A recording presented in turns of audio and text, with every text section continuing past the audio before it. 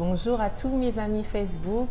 Aujourd'hui à New York, comme d'habitude, je suis très heureuse d'avoir un invité très connu dans la communauté congolaise, très connu dans le combat, très connu dans le militantisme. J'ai avec moi Kervin Mawezo. Bonjour Kervin. Bonjour Jenny. Il y a eu l'interview de Monsieur Mende Go. Donc on va regarder ensemble les moments forts et tu me dis ce que tu en penses. En fait, ça, c'est la même phrase que ce que le président avait dit à sa conférence de presse, qu'il n'y a aucun pays aussi libre que le Congo. Mais d'où ils sortent ça? Ben, c'est eux dans... C'est audacieux quand même. Ouais, ils ont des cabinets qui les conseillent. Donc, ce sont des éléments de langage, c'est des stratégies de communication. Une fois que ces cabinets ont étudié ce qu'ils doivent dire, comment ils doivent communiquer, ils donnent des leçons à leur président. Et tout le monde va commencer à répéter, comme un mouton de Panurge, ce que les cabinets leur apprennent.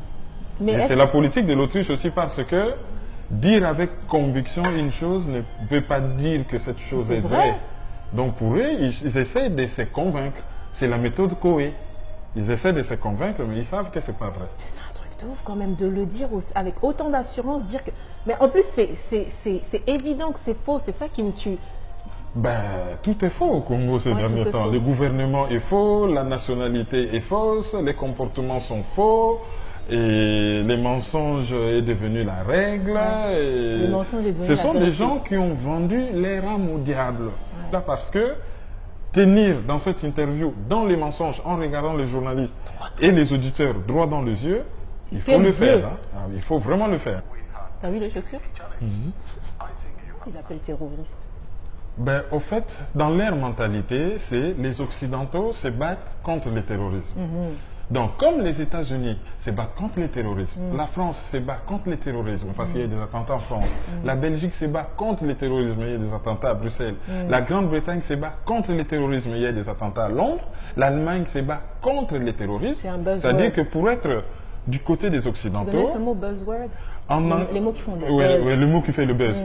Alors, pour eux, la mentalité, si tu veux, la philosophie, c'est quoi? C'est au fait, nous et les Occidentaux, même combat, nous nous comportons comme vous. En fait, nous sommes victimes du terrorisme comme vous, et nous nous battons avec les moyens des bords. Un terrorisme imaginaire. Voilà, un terrorisme imaginaire. C'est ainsi que pour les Occidentaux, c'est des vrais terroristes, c'est des djihadistes. Mais pour les Congos, c'est des manifestants. C'est des bébés dans les maternités, c'est des femmes qui viennent d'accoucher, c'est des étudiants qui réclament leur dû. C'est ceux-là qu'eux, ils appellent terroristes. Et ils font passer au monde l'idée qu'à l'est du Congo, il y a des terroristes. Non, à l'est, il n'y a pas de terroristes. Il y a des personnes instrumentalisées par les pouvoirs de Kinshasa pour semer la désolation à l'est. Et s'il y en a un qui est, entre guillemets, terrorisé, c'est peut-être la population, pas eux. Donc, ils ne peuvent pas dire que ils font face à des terroristes, c'est juste, comme vous avez dit, buzzword.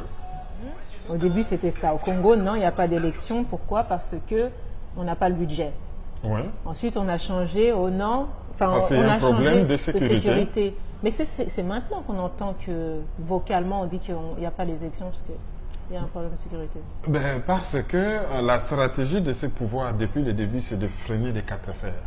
Trouver toujours un prétexte. Lorsqu'un prétexte est éliminé, on en trouve un nouveau pour ne pas organiser les élections. Parce que l'article 220 qui verrouille la Constitution dit que le mandat du président de la République est de 5 ans, renouvelable une fois, et que Joseph Kabila a déjà fait un mandat fraudulé et un deuxième, donc il ne peut plus être candidat aux élections présidentielles. Donc ça n'est fini pour lui, il doit partir. Or, pour lui, le pouvoir, c'est une histoire de vie ou de mort. C'est sa sécurité, en fait. En dehors du pouvoir, il perd quelques immunités. En dehors du pouvoir, il perd le contrôle sur la police et sur l'armée. En dehors du pouvoir, chez lui, au pire, c'est le lynchage. Non, au mieux, c'est le lynchage. Au pire, c'est la CPI ou la prison au Congo. Le lynchage par qui? Par la population? Par la population. On a eu des pays en Afrique où on a lynché les présidents? Bon, ce qui s'est passé au Libéria avec Samuel Doe lorsque Prince Johnson a décidé sa torture et son assassinat, oui, c'est vrai. C'était pas un lynchage public, mais quand même, on l'a minuit, on l'a coupé en petits morceaux. Et lui, il sait que il risque un sort pareil. Donc, Le il Congolais, doit... il a ouais. cette... Vous savez, même un peuple le plus doux du monde, lorsqu'on pousse le bouchon un peu trop loin, souvenez-vous, lorsque l'armée rwandaise a envahi les quartiers est de Kinshasa, Kinshasa, Limassine et consorts, comment la population a réagi après que les barrages d'Inga aient été pris en otage par l'armée rwandaise. Donc, si on pousse le bouchon trop loin, Le Congolais, il a les ça en lui. Congolais, On peut l'avoir. ouais, il a une colère. Et regardez quand même l'histoire du Congo. Hein. Ouais. Le 4 janvier 1959, c'était terrible et ce n'est pas la première fois que les Congolais se révoltent. Il est lent à la colère, mais lorsqu'il s'énerve, Ouais. c'est puissant, c'est un ouragan, ça emporte tout. Ouais. Donc, dans la stratégie, il ne veut pas partir. Et il se sert de ses communicants pour dire à qui veulent les entendre l'histoire du moment. Et l'histoire du moment, maintenant, c'est l'insécurité que l'on crée soi-même Ouais. pour ne pas organiser les élections. Là, qu'est-ce qu'il est en train de dire? Il est en train de dire que c'est les gens manifestent, c'est les politiciens qui poussent les... Oui, c'est les politiciens, mais quand il dit politicien dans son entendement, parce que maintenant il faut faire passer l'Église catholique pas comme une structure de la société civile, mais comme des prêtres politiciens qui font de la politique, comme si la politique était interdite aux prêtres. Or non, cela n'est pas interdit. Les prêtres ont expliqué que c'est leur mission prophétique. La mission prophétique, c'est dans l'histoire civilisée, la Bible, vous voyez toujours que chaque fois qu'un roi dérape, il y a toujours un prophète pour lui rappeler la vérité, Ouais. lui rappeler ce qu'il doit faire. Et eux, dans leur buzzword du moment, c'est aussi faire passer les prêtres comme des politiciens. Ouais. Là, il avait dit que c'était des terroristes. Mais il avoue que dans une ville de 12 millions d'habitants, Ouais. il y a 10 000 personnes qui protestaient, qui Ouais. ne posaient pas des actes de terrorisme, Ouais, qui mais qui protestaient. protestaient. Donc, il vient de se contredire. Ce n'est plus des terroristes, c'est des protestateurs. Là, même il est pris dans son propre jeu.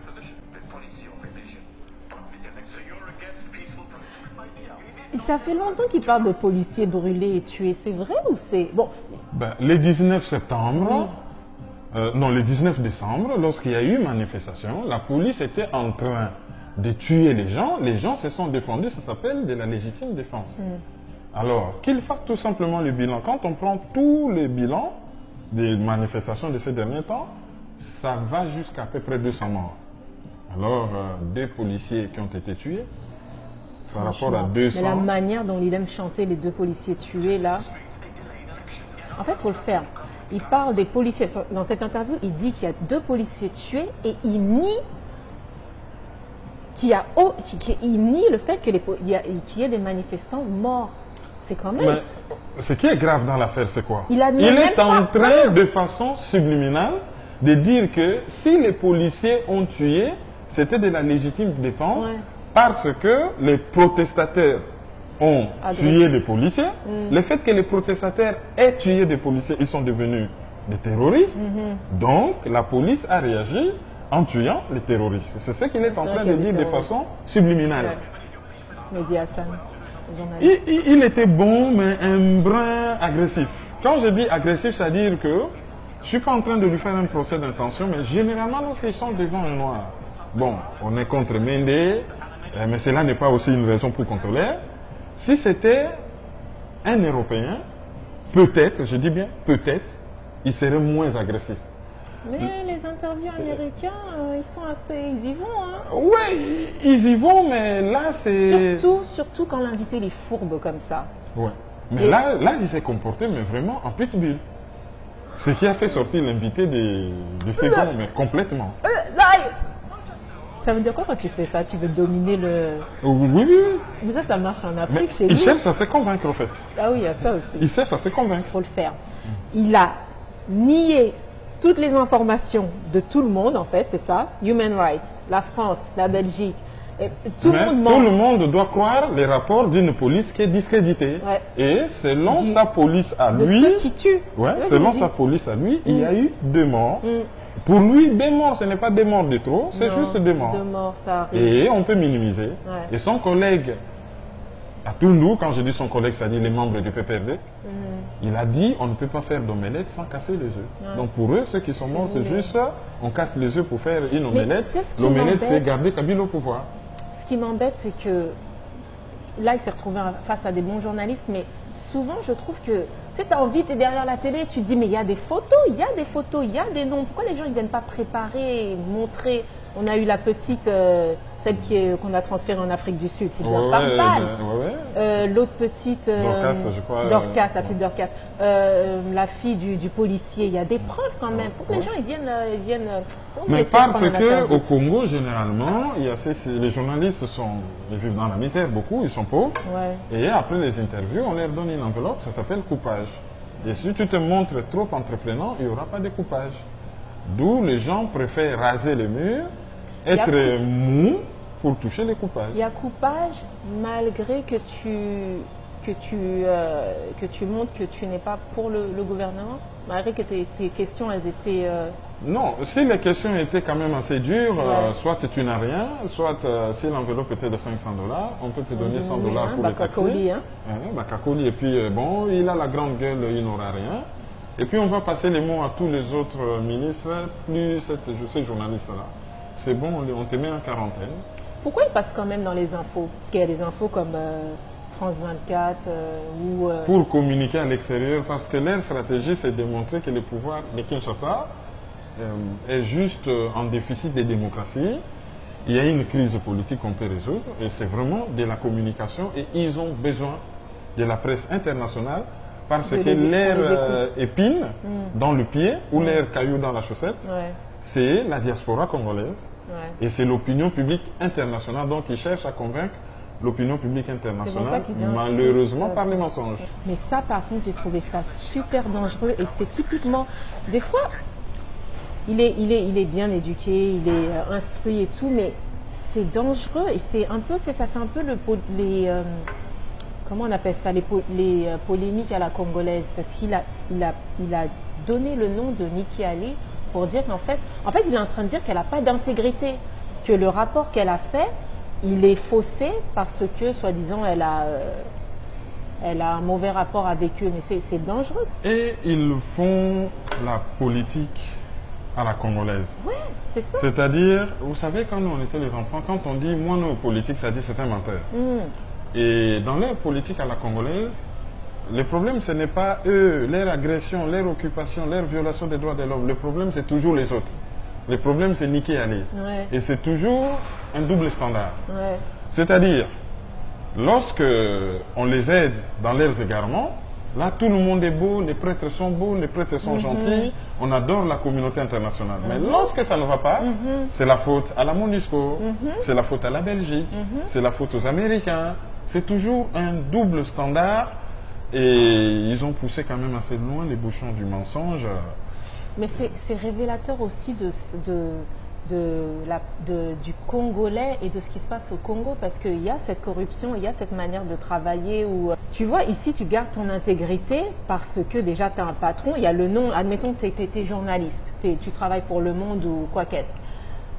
Tu fais en sorte d'être assez neutre parce que tu engages tout le nom, toute la réputation du média. Famille, du média, mais et de là où tu mais ça ne marche pas. On n'est pas en bled en fait. Ils sont. Non, eux déjà la démission n'existait pas. Hein. Vous savez, il y a un ministre qu'on appelle le ministre de la fibre optique. Il avait montré sa fibre optique devant la caméra. Bon, pour ne pas, disons, il s'est masturbé. La fibre. Bon, comme on s'adresse aux jeunes, en langage jeune, on dit il s'est branlé. Il n'a pas dit. Bon. Lui, après, comme il était d'origine rwandaise, il a foutu la honte. Là. Oui, mais il est encore là. Non, celui-là, il avait foutu la honte aux Rwandais. Oui. Donc on lui a dit, non, nous les Rwandais, c'est les Congolais. On l'a mis à côté. Mais le ministre des Affaires étrangères, qui est un vice-premier ministre, un ministre d'État, lui, on l'a vu dans sa plus simple expression. C'était pas lui que tu parlais. Il y a eu deux. Oui, je parlais du ministre de la com. Oui, le ministre de la Communication avant, le ministre des Affaires étrangères. Et si devant un acte aussi grave, on ne démissionne pas, à plus forte raison, les petits mensonges, pour eux, c'est du menifrétin. C'est du menifrétin. C'est ça, médiocre.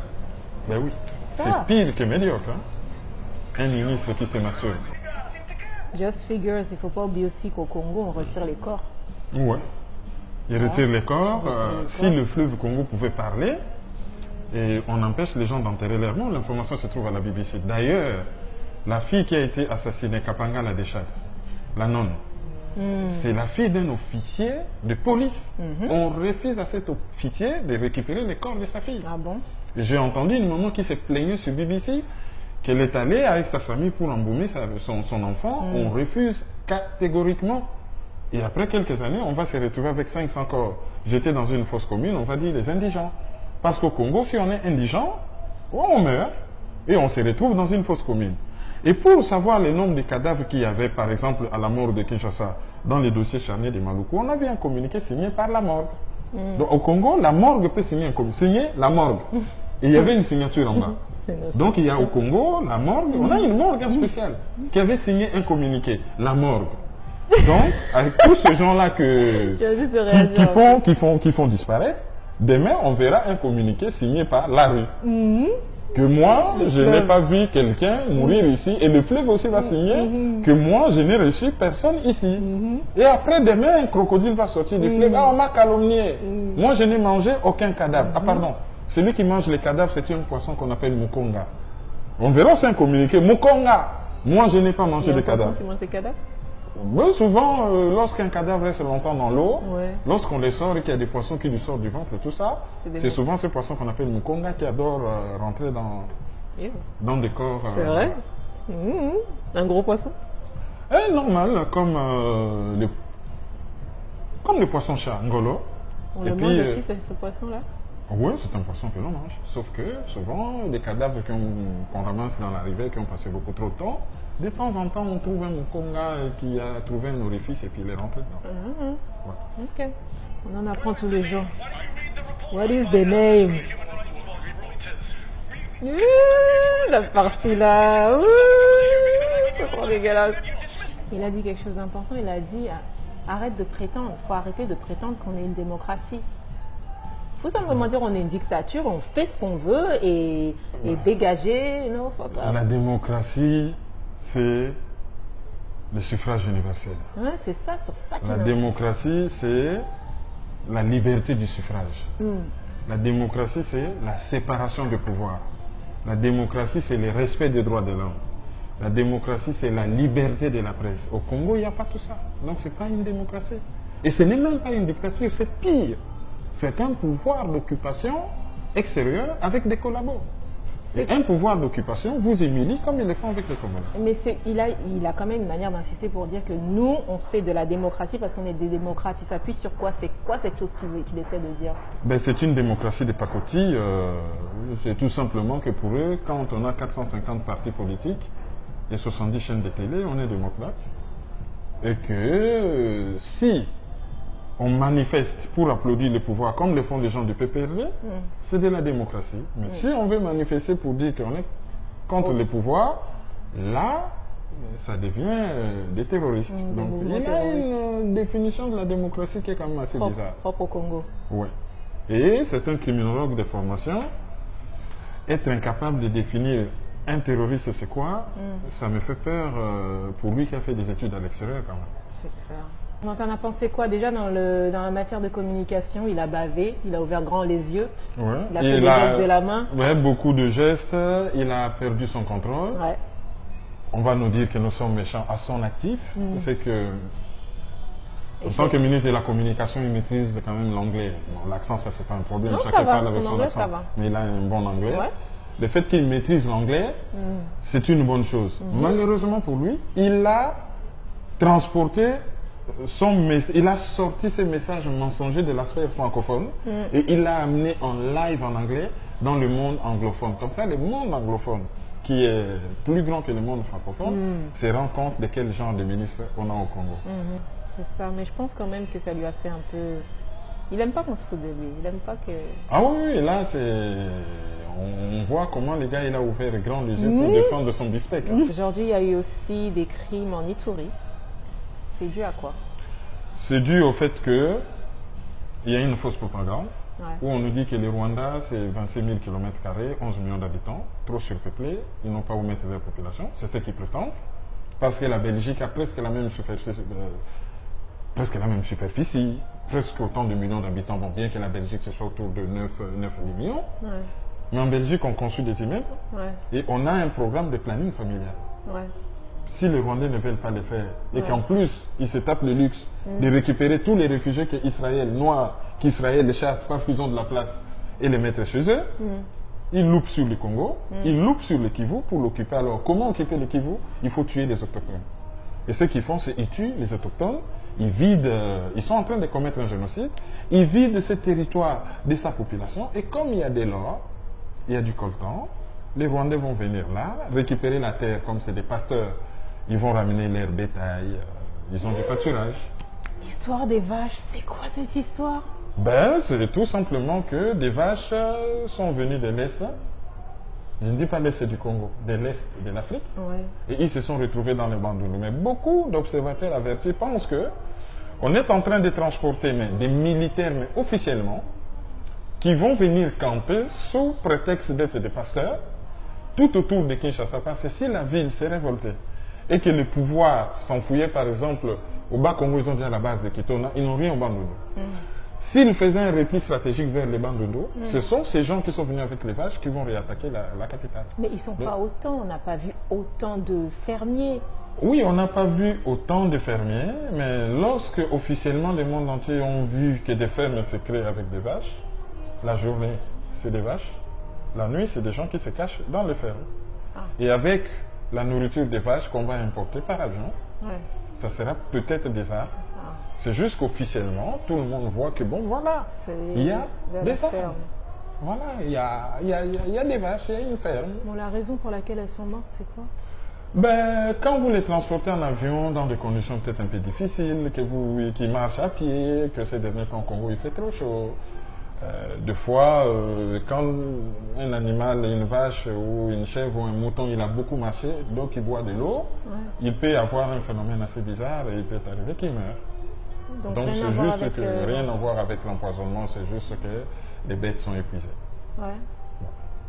C'était quand même un peu mystique, c'était bizarre cette histoire de vache. Ben, c'est très bizarre, on découvrira ça tôt ou tard. Va se savoir. Quoi qu'il fasse, ça finit toujours par se savoir. Entendu que le pasteur, c'est un pasteur Ekofo, oui. Ekofo. Et aux États-Unis, c'est grave, c'est pas grave, je comprends pas l'engouement de cette information. Ben, l'engouement, c'est que les gens ont une peur bleue de ce pouvoir. Les gens ne parlent pas, ils ont une peur bleue. Ou ils parlent like a whisper. Ou ils parlent parce que le pouvoir leur autorise de parler pour donner l'impression à l'extérieur que c'est une démocratie. Mais venir leur dire les 4 vérités, droit dans les yeux, dans une église, lorsque eux tous se sont réunis, on sait que tous ceux qui l'ont fait sont morts. Le pasteur Lukusala fait, il est mort. On sait que le pasteur Lukusa n'est pas le seul à mourir. Quand Paul Mukungubila a essayé de le faire, ces gens sont morts. Donc, les gens se sont dit, ce que le pasteur Ekofo leur a fait, connaissant la brutalité de ses pouvoirs, ça ne peut pas rester impuni. Donc, il est en danger, c'est ainsi qu'on raconte. Nous, on n'est pas encore au courant, on n'a pas encore vérifié, qu'il se serait mis à l'abri, qu'on l'a mis en sécurité parce qu'il avait reçu des menaces de mort. On l'a mis en sécurité aux États-Unis comme réfugié, parce que s'il restait au Congo, la Kabylie, c'est-à-dire les gens de Kabila vont lui faire payer cet affront, la façon dont il leur a parlé à l'église. C'était beau quand même, c'était un beau moment. C'était un beau moment et ça réconciliait beaucoup de gens avec l'église protestante, surtout après l'époque Marigny-Bodo, qui était un laquais du pouvoir. Comment il s'appelle? Marigny-Bodo, c'était le monseigneur président de l'église du Christ au Congo, qui était là, il était tellement laquais du pouvoir que les gens ne voulaient plus de l'église du Christ au Congo. Maintenant, on a mis quelqu'un d'autre et on regarde un peu comment ça va avancer avec les nouveaux qu'on a mis. Mais le pasteur Ekofo a réussi à réconcilier l'église protestante avec la population. Et a fait échouer la stratégie du pouvoir qui consistait à dire les catholiques c'est les mauvais et les protestants c'est les bons. Maintenant, ils ont affaire avec toutes les religions presque, sauf les kimbanguistes. Les kimbanguistes sont sortis. Vraiment, on ne va pas rentrer dans les détails, mais beaucoup disent que, c'est un sujet, beaucoup disent que les kimbanguistes comme ils sont maintenant, ça n'a strictement rien à voir avec le message et notre prophète, c'est rien à voir. Rien à voir, le jour et la nuit. Les prophètes n'étaient pas kimbanguistes, les prophètes étaient protestants. Le kimbanguisme, c'est par rapport à son nom, par rapport à son idéal. Lui, au-delà d'être un prophète, c'est un politique. L'homme est venu prôner la libération intégrale de l'homme noir sur le plan spirituel, sur le plan politique, sur le plan économique. Parce que nous étions pendant la colonisation. Il a fait la prison. Pensez-vous que si Kimbangu se réveille aujourd'hui, il regarde ce que ses descendants sont en train de faire, il serait fier d'eux? Ils sont en train de raconter une fausse prophétie sur un quatrième président qui serait jeune. C'est faux. Ensuite, ils sont en train de manger dans la main d'un pouvoir qui fait le contraire de ce pourquoi Kimbangu s'est battu. Un peu comme quand les gens du gouvernement se disent lumumbistes. Ça me dépasse ça. Lumumba se retourne dans sa tombe. Ouais. Se retourne dans sa tombe. Et beaucoup l'ont combattu. Ouais. Et aujourd'hui... Aujourd'hui, bon, ils se disent lumumbistes et ils bossent pour des impérialistes qui ont assassiné Lumumba. C'est terrible, c'est grave. À New York, qu'est-ce que tu viens faire? À New York, je suis venu en vacances. Ouais. Mais pas de vacances parce que c'est des vacances boulonnantes. Vous avez vu, depuis là, 36 heures, je n'ai pas encore dormi. Je te jure, et tu dois faire le Ginny Et Show je comme ça. dois continuer à faire encore d'autres émissions. C'est vrai, ouais. Et vous savez, il y a un de nos professeurs de sciences politiques à l'université de Kinshasa qui nous disait, dans la vie, si vous n'avez jamais vu les États-Unis, vous n'avez rien vu. Mais moi, je dirais que si vous n'avez encore jamais vu New York, vous n'avez rien vu. Donc, il fallait voir New York. Ah, c'est la première fois? Pour New York, oui. Ah, d'accord. Donc, okay. Je vis New York. Ouais. Na fouti nyongoyami, comme on dit. Voilà. Donc, ma monsieur avait une dette que j'ai payée. Je vis la Statue de la Liberté. Rencontrer les frères et sœurs congolais qui sont ici aux États-Unis. Faire de nouvelles connaissances. Et quand tu retournes en France, toujours sur RFI? Toujours et dans beaucoup de médias. Je suis, on m'appelle comme étant analyste sur, souvent comme invité sur Africa 24, la plus grande chaîne de télé, de Global News africaine pour le monde. D'accord. On m'appelle souvent sur Africa numéro 1, soit les journaux des auditeurs, soit les grands débats. D'ailleurs, il y a une semaine, j'étais au grand débat sur la réforme de l'OUA. Je suis... sur la réforme de l'OUA, et c'est vrai que... Paul Kagame, c'est le nouveau président de l'Union africaine. Qu'est-ce que tu en penses? Comment ça... Comment... How? C'est un syndicat de chefs de l'État, et derrière, il y a les cabinets McKinsey, et tous les lobbyistes là qui veulent faire de l'Afrique une zone de libre-échange pour commercer comme ils veulent. C'est ainsi qu'ils imposent une réforme. C'est comme si vous voulez épouser une fille et vous le façonnez à votre image. Et là, les ultra-libéraux occidentaux veulent encore bien épouser l'Afrique. Ils l'ont, je vais être vulgaire, ils ont violé l'Afrique pendant trop longtemps. Ils se disent, bon, on l'a assez violée, on va un peu l'épouser. Et pour l'épouser, il faut qu'elle soit comme nous, on voudrait qu'elle soit. Et qui peut faire le boulot, c'est les nègres de service. Paul Kagame. Ils se sont arrangés pour le mettre là. C'est la honte pour l'Afrique. Le mariage forcé. Oui, c'est la scoumoune en fait, pour l'Afrique. Et à part RFI, bon, je vais passer à Washington, je serai le soir avec Roger Montou, la journée aux États-Unis. Bonjour à Roger Montou. Oui, dans le cadre de RM Show. Et puis on fera, je crois, une émission télé, sur la télé de la Voix de l'Amérique. Super. Voilà les quelques activités que je fais. Ok. À côté de mes activités académiques. Avant que j'oublie, il faut absolument que je le fasse. Ma tante m'a appelé, elle m'a dit, Ginny, yebisa batuna bino, hein, batuna yo, awana château rouge tozo souffrir. J'ai dit, maman, c'est qu'est-ce qui se passe? Elle m'a dit, yebisa bango. Ils n'arrêtent pas d'acheter des trucs chez les Chinois. Et biso awa, toza na ba nin ba madesu, na ba pondu, tout ça, bato, tekate, tout ça. Moi j'ai dit na yebisa ba nani, oh batunayo na ba internet. Donc les batunanga c'est vous. Allez à Château Rouge s'il vous plaît. On ne dira jamais assez, pas à Château Rouge, mais juste acheter congolais quoi. C'était ça mon message. Ben je peux renchérir là-dessus, hein. Boyebi. Ceux qui chinois vont se retrouver dans Château Rouge, c'est le même phénomène à Matongé, à Bruxelles. Derrière, c'est les Chinois et devant, c'est Bango. Alors, même dans le restaurant, dans la cuisine, j'aime pas trop ce terme, ça dit indo-pakistanais. Dans le langage, Bango, la cuisine. Alors, les maman lobby, ils sont solo, il suffit que Bayeba où elle est. Tu as dit que Maman Boboto c'est une référence, elle est congolaise, Maman Boboto n'a Papa Boboto. Tu as dit que Mbouta Lombi, elle est congolaise, c'est une référence. Tu as dit que Saloma Indombe, elle est congolais, c'est une référence. Tu as vu que Diego Musique Azali congolais, c'est une référence. Tu as vu que Loïs, la congolaise Azali congolaise et Abraza, c'est une référence. Maman Aïebana, Tokena Kosomba Madé Soumoro frère, Otoyebi origine nango. Donc j'encourage tous les Congolais sur Bokena Château Rouge. Commencez d'abord par soutenir le commerce à Château Rouge ou partout, hein, tout, maintenant il y a des alimentations africaines partout. Mais... Voilà, pour soutenir notre commerce au Yabiso. Tu sais, je crois qu'il faut, aux États-Unis, il y a un écusson qui dit Black Owned, que ce magasin c'est tenu par des Noirs. Il nous faut un petit truc comme ça qui disent que là où vous achetez, au moins, vous savez que le patron est afro-descendant, africain. Voilà. Et pour ça, la tenue en Finlande, na Helsinki, Oyo.